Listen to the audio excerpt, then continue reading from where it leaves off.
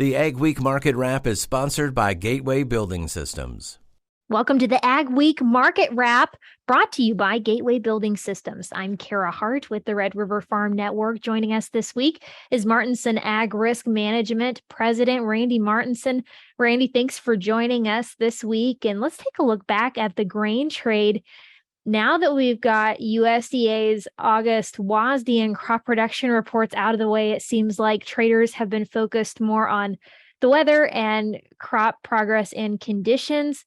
Where are you seeing the big areas of concern when we look at the crops that are growing in the Midwest? We're looking at, if you break down as far as how things are going, the Western Corn Belt continues to be a little bit concerning. Especially when you look at South Dakota, Nebraska, Kansas, Missouri, western parts of Iowa.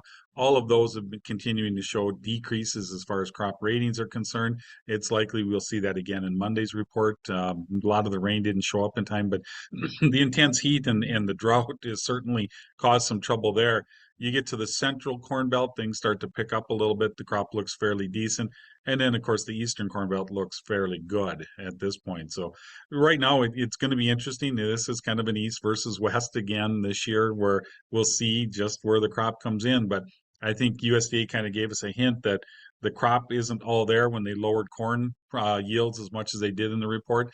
And it's likely we could see that follow through because the conditions haven't changed much in that Western region. Well, and in the next week, we are going to get a closer look at the crop, right? It's the season for crop tours, and Pro Farmer has their big crop tour next week. That tour will be scouting corn and soybeans across Illinois, Indiana, Iowa, Minnesota, Nebraska, Ohio, and South Dakota. What are your thoughts, or how are you prepping ahead of those crop tours, and what are you watching for? Well, and like I said, I think, the Central and East, they're going to find a fairly decent crop, probably better than average or above trend in the East. Trend would probably be in the Central and, of course, behind or below is in the Western regions. The question will be is just how bad is the below going to be and whether or not it's going to be enough to lower production estimates again in the next report. And that's going to be key going forward. And we do know that the crop is late. And so that's the other part that we'll get an idea of just the stage that it really is at and how much time we're going to need before we, dare I say the frost word, but before we can actually have a frost before any damage is done. What have you been hearing from the growers that you work with in Minnesota and South Dakota about the crops? South Dakota, it's been tough. I mean, you get down in the southern regions, a lot of that's either been getting baled or chopped already, and so that crop is virtually non-existent. As you move north, the crop is a little bit better, where they picked up some rains. We're going to see some spotty issues of some concerns. We're starting to hear some guys talk about some pollination issues right now, where there is some crop in some areas where we didn't see as good a pollination. So it's going to be a crapshoot, I think, once you get in there. And right now, as far as we're seeing wheat harvest take place. Western North Dakota is seeing some really good crop, but as you move east, the crop starts to deteriorate again, and there's some disappointing yields again once you get to the central and eastern regions of the state. And North Dakota is not included in the crop tour next week, but it is really an important state for us, right? Because we're up here in the Dakotas and Minnesota, so it'll be interesting to see too. We've heard some chats about growing degree units. It seems like that's where the attention is, especially with this weather forecast that we've had this week. We've been getting rain, the last few days, spotty rains, if you will. But it'll be interesting to see what happens with our late crop, right? Oh, most definitely. I mean, that's where, frost is definitely, a concern as for us up here in the Northern Plains. Yeah, we're picking up a little bit of rain here towards the end of the week down in Fargo. With the Southeast has missed quite a few rains. So this is a crop saver. This is going to help quite a bit to push the crop towards the finish line. But again, we're going to need all of September, likely the first 2 weeks of October to get this crop to maturity. So we're still not out of the woods yet. Now, Randy, you mentioned harvest earlier on, at least harvest in Western North Dakota, but in general in the Dakotas and Minnesota, what are you hearing about spring wheat harvest? So far it's been variable. The West has seen some pretty good yields and really good yields in the West. I mean, they picked up some good rains, and especially the crop that was planted before the snows.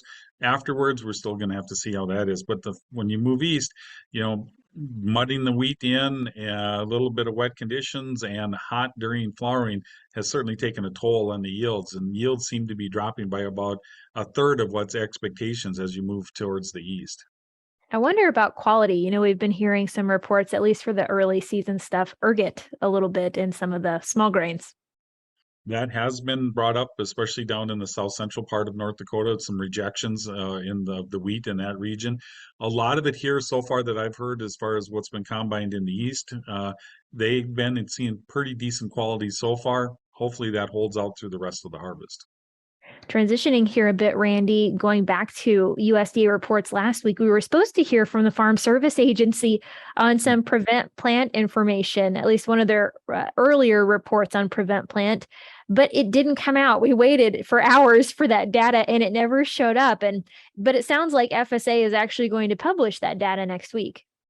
It sounds like it. And, the first look at it, it's going to be preliminary numbers. I mean, it's going to be a first blush look.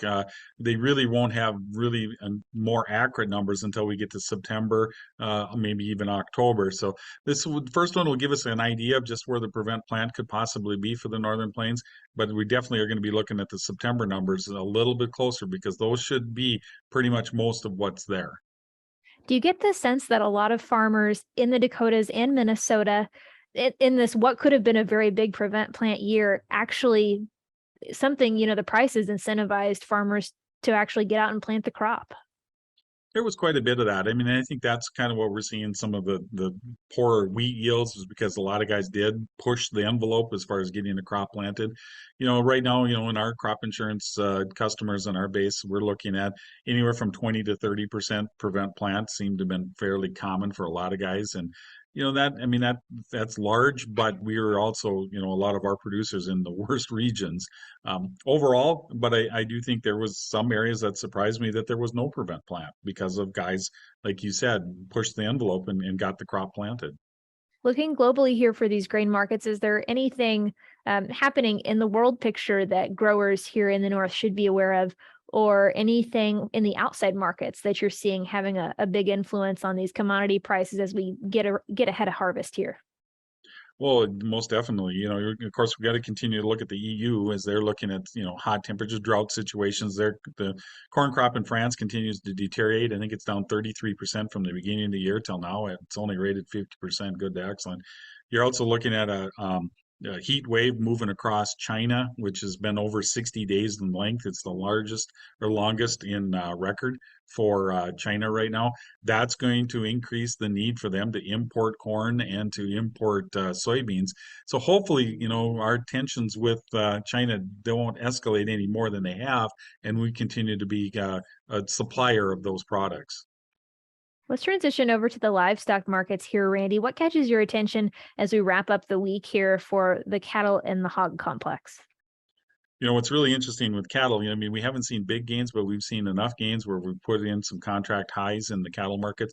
We're seeing a little bit of a pullback here towards the end of the week, mainly because of the cattle on feed report that's due out on Friday afternoon. That report does look like it could be a little bit negative with the preliminary numbers. Cattle could use a little bit of a setback, a little cleaning up right now, technically, but supplies are going to continue to be tight, and I do expect that market to continue to see some strength. Hogs have seen a little bit of a trouble as of late, as we've seen some major sell-off in the front months.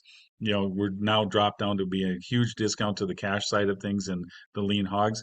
The interesting thing there is, of course, the economy in China, the fact that they've imported less, has, I think, kind of hitting our hog market a little harder than it should. Again, supplies are going to continue to be tight. I do expect that market to recover, but we still need to get over the China issue before that'll happen. Randy, have you been connecting with anyone at the auction barns at all with this fall cattle run? Any updates there?